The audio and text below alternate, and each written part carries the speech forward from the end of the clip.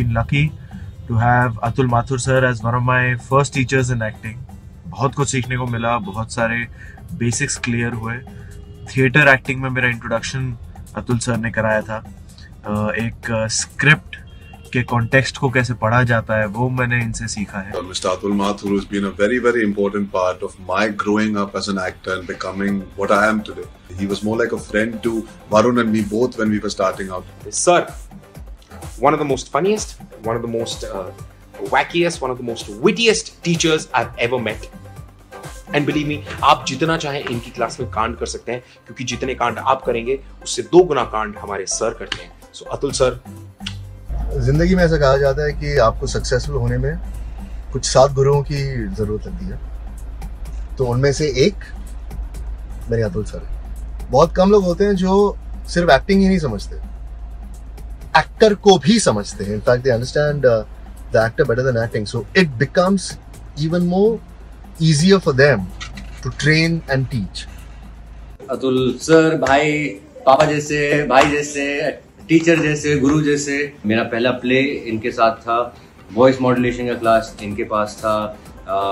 All the acting techniques, नौ रस जो भी हैं इन्होंने मुझे सिखाया. कितने सारे टेक्निक्स मैं आज भी इस्तेमाल करता हूँ. He is a big inspiration and a big turning point in my life, जहाँ पर इन्होंने मुझे इतना कुछ सिखाया.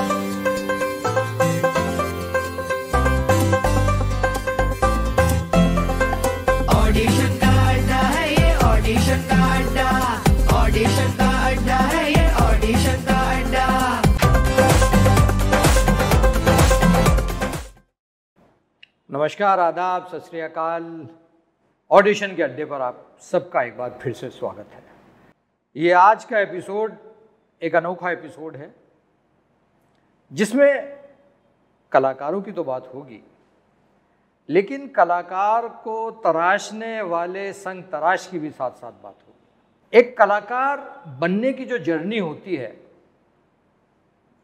उसमें वो तो मेहनत करता है, पर असल बात है कि उसको सही दिशा दिखाने वाला, सही रास्ते पे चलाने वाला अगर कोई गुरु मिल जाए तो बड़ा खुशनसीब है.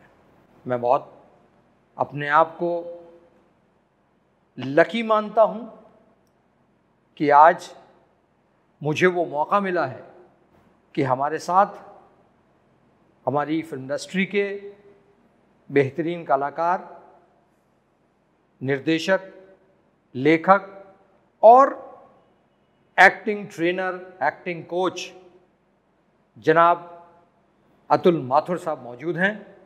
अतुल भाई, बहुत बहुत शुक्रिया आपका आने का. थैंक यू बुलाने के लिए. अतुल भाई, आपसे रिश्ता तो बहुत पुराना है और हमने खुद आपसे बहुत कुछ सीखा है. आपके काम से बहुत कुछ चीज़ों से हम इंस्पायर भी हुए हैं, और आपकी जो जर्नी है वो मेरी आंखों के सामने ही बड़ी लंबी जर्नी रही है. Right from an actor to play director, theatre किया आपने.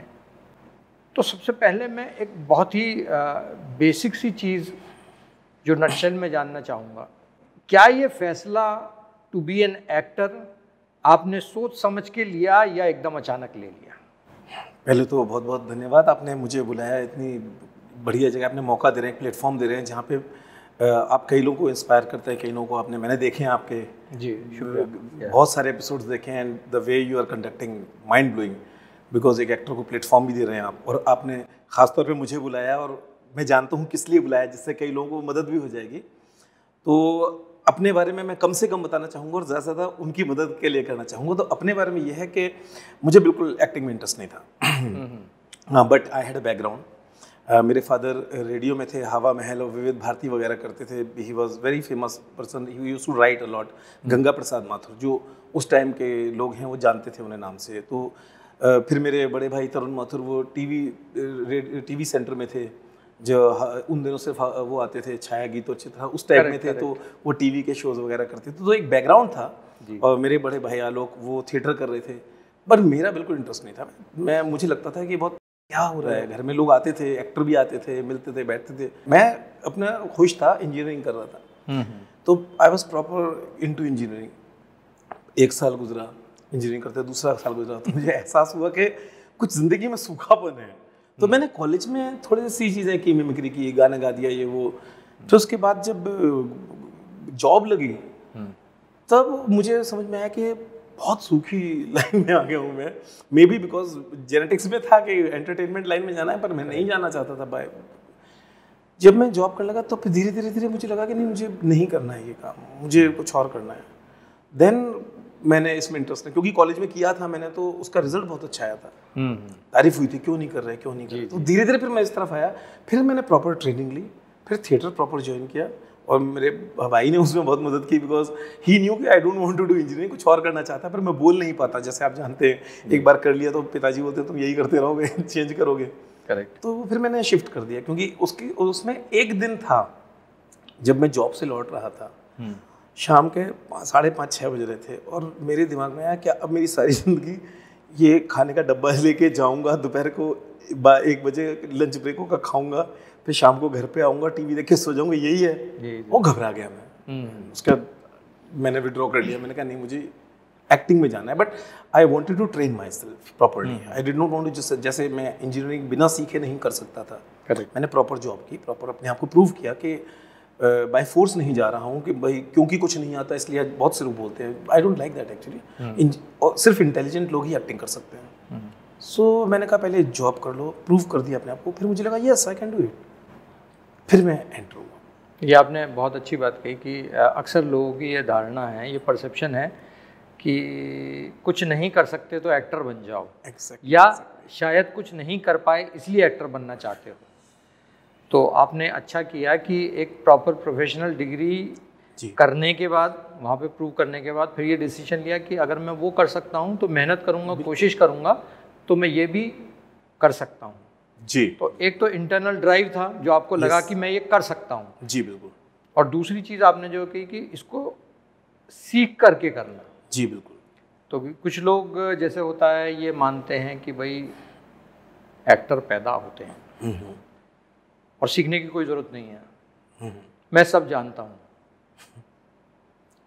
और आप जबकि थिएटर की फैमिली से थे, कहीं ना कहीं लिटरेरी बैकग्राउंड था फैमिली का, बड़े भाई का थिएटर का भी एक्सपीरियंस था, आपको शौक भी था, तो आपको मतलब भाई ने बताया कि अगर करना है सीख कर करो, या आपको ही ये लगा कि नहीं पहले प्रॉपरली सीख लूँ फिर उसके बाद मैं कोई असाइनमेंट लूँ या एक्टिंग करूँ?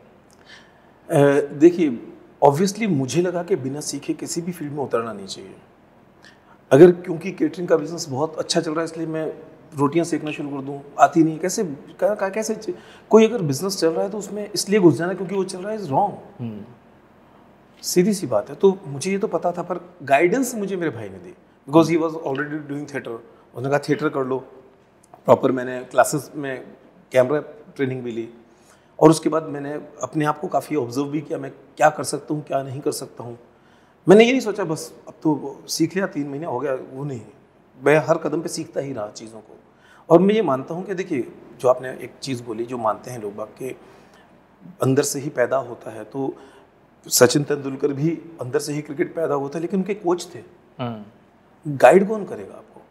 क्योंकि आप एक बार एक लाइन कर लोगे, लेकिन हर बार तो अलग डायरेक्टर मिलने वाला है, अलग स्क्रिप्ट मिलने वाली है, अलग कैरेक्टर मिलने वाला है, तो वो मल्टीपल ढंग से सोचना आपकी सोच की सीमा है ना। करेक्ट। तो हर जगह पे कितने भी, जैसे मेरा एक बड़ा सिंपल सा एग्जांपल मैं हर किसी को देता हूँ कि जितने लोग समंदर किनारे रहते हैं, जो मछुआरे होते हैं, दे आर ग्रेट स्विमर, वो नीचे तक जा सकते हैं, तो क्या हम उन्हें ओलंपिक में उठा के डायरेक्ट भेज दें? क्या बात है, बिल्कुल। आपको ट्रेन करना पड़ेगा, क्योंकि जब आप एक्टिंग प्रोफेशनल की तरह करना चाहते हैं, देखिए घर में आप कीजिए, आप गली नुक्कड़ में कीजिए, आप अपनी मर्जी से कुछ भी कर सकते हैं, पर जब आप प्रोफेशनली कर रहे हैं तो वहाँ के रूल्स रेगुलेशंस हैं, एक सीमा है। अगर थिएटर है तो उसका एक बाउंड्री है, अगर फिल्म की शूटिंग हो रही है तो ये लाइटिंग का एक एरिया है, एक कैमरा प्रेजेंस है, आपको फेसिंग भी लेनी है, आपको दूसरे एक्टर के साथ भी करना है, आपको लाइनें भी याद रखनी है। So there is so much technicality involve कि आपको वो भी तो सीखना चाहिए जी। और टुकड़ों टुकड़ों में होता है, आपने तैयार कर लिया, उन्होंने कट बोल दिया, भूल जाओगे। सो उसके लिए प्रॉपर तैयारी चाहिए हर चीज़ के लिए, और एक करत की विद्या है, जितना लगातार करेंगे तो ही हो पाएगा। तो आप अंदर से अगर हैं, देखिए मैं सिंपल बोलता हूँ कि एक्टर हर कोई बन सकता है, परफॉर्मर जो होते हैं वो फिर उसमें वो आपका अपना पर्सनैलिटी आती है। करेक्ट। तो एक्टर बनने के लिए सीखना पड़ेगा, पर्सनैलिटी आपकी कमाल है, अगर आपका थॉट प्रोसेस कमाल का है तो आप परफॉर्मर बन जाएंगे, बहुत अच्छी बात है वो तो। हम अपने दर्शकों को ये बताना चाहेंगे कि अतुल भाई ने हमारी इंडस्ट्री के बहुत ही कामयाब और अच्छे यंग लॉट के एक्टर्स को ट्रेन किया, जिसमें विक्की कौशल हैं, वरुण धवन हैं, अर्जुन कपूर हैं। अब अगर हम देखें तो ये बिल्कुल अलग किस्म के एक्टर हैं, अलग तरह की परफॉर्मेंस करते हैं। तो आपको भी अपने दिमाग पर बहुत ज़ोर देना पड़ा होगा, उनसे मिलके, उनसे बातचीत करके, या उनके किन स्किल सेट्स को इम्प्रूव करने के लिए, क्योंकि वो आज भी ये बोलते हैं कि आपकी ट्रेनिंग से, आपकी क्लासेस से उनको बहुत फ़ायदा हुआ जी। तो वो आप ऐसी क्या चीज़ एक एक्टर के अंदर डिस्कवर करते हैं या डालते हैं जो उसको शायद आगे को फ़ायदेमंद होती है? जी देखिए, सबसे पहले तो मैं कहूँगा कि मैं सिखाने वालों को, हमारे गुरुओं ने हमें जो ट्रेनिंग दी हम वही ट्रेनिंग आगे पास कर रहे हैं जी। सब अपना अपना टैलेंट लेके आए अपने अपने। मैं एक चीज़ बोलता हूँ, मैं फिल इन द ब्लैंक्स करता हूँ, मेरा ये मानना है। कई चीज़ें लोगों को आती हैं, जैसे जिन लोगों के आपने नाम लिए, जिसमें कुछ फिल्म इंडस्ट्री के हैं, अभी लेटेस्ट भी है काफ़ी, और भी एक्टर हैं जी।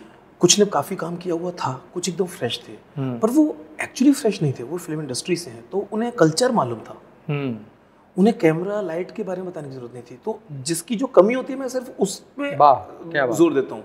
आई don't want to create an actor, कैसे क्रिएट कर सकता हूँ मैं? पर देखिए सिंपल सी बात है, एक्टर बनने के लिए जो मैं बोलता हूँ इंस्ट्रूमेंट्स क्या होते हैं, आपकी बॉडी और वॉइस, इस पर ही काम कर सकता हूँ ना मैं। तो मैं देखता हूँ कि आपको मेमोरी में प्रॉब्लम है, या आपको डिक्शन में प्रॉब्लम है, या आपको बॉडी लैंग्वेज आपकी गड़बड़ हो जाती है, या बहुत जल्दी नर्वस हो जाते हैं। मैं खाली वो एरिया देखता हूँ जहाँ मुझे काम करना है, मैं टोटलिटी पे काम नहीं करता।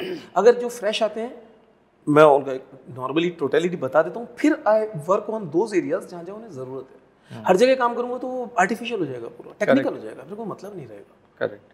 तो जब भी ये लोग आते हैं तो मैं देखता हूँ इन्हें किस चीज़ की ज़रूरत है, बस उस पर काम करता हूँ। तो ये तो बहुत बारीकी वाली बात हुई जो आप कह रहे हैं कि बिल्कुल एक डॉक्टर की तरह जी बिल्कुल आप डायग्नोसिस करते हैं, सारे पैरामीटर्स चेक करते हैं, मतलब उसका जो एक पैकेज टेस्ट होता है वो सारे टेस्ट करने के बाद फिर आप ये एनालाइज करते हैं कि अच्छा ये थोड़ी सी कमज़ोर एरियाज़ हैं, अगर इनको मैं थोड़ा एनहेंस कर दूं, या इसमें थोड़ा सा जो आपने जैसे कहा ना फिल इन द ब्लैंक्स वाली बात, तो ये फिर इसकी एक कंप्लीट एक्टर की पर्सनैलिटी उभर करके आ जाएगी। और वो शायद कॉन्शियसली या सबकॉन्शियसली जब वो कोई रोल करता है आगे चल के, तब वो उस चीज़ को डिस्कवर कर पाता है कि अच्छा ये चीज़, ये मेरे अंदर कमी थी, ये कहाँ से मैंने हासिल की, और कब तब वो फिर अप्लाई करने की स्टेज में आता है कि जब वो उसकी पर्सनैलिटी का हिस्सा बन जाए। एग्जैक्टली बहुत देखिए कितनी बारीकी की बात है, लेकिन ये हर गुरु या हर कोच शायद इस चीज़ को परख नहीं पाता, या जिसे हम कहते हैं वैल्यू एडिशन वाली बात, तो हर कोई इसको एनालाइज करके, वही बात है ना कि औजार तो हर किसी के पास होते हैं, एग्जैक्टली कील भी होती है, हथौड़ा भी होता है, और उस हथौड़े पे कितनी फोर्स से और किस जगह मारना है, ये है एक असली जौहरी वाली बात। मतलब जी नहीं, that's a very big contribution जो आपने बताया। इसी के साथ हम आज का एपिसोड यहीं ख़त्म करते हैं। Thank you so much Atul भाई, और नेक्स्ट एपिसोड में हम और मज़ेदार बातें लेकर के फिर हाजिर होंगे। शुक्रिया, थैंक यू।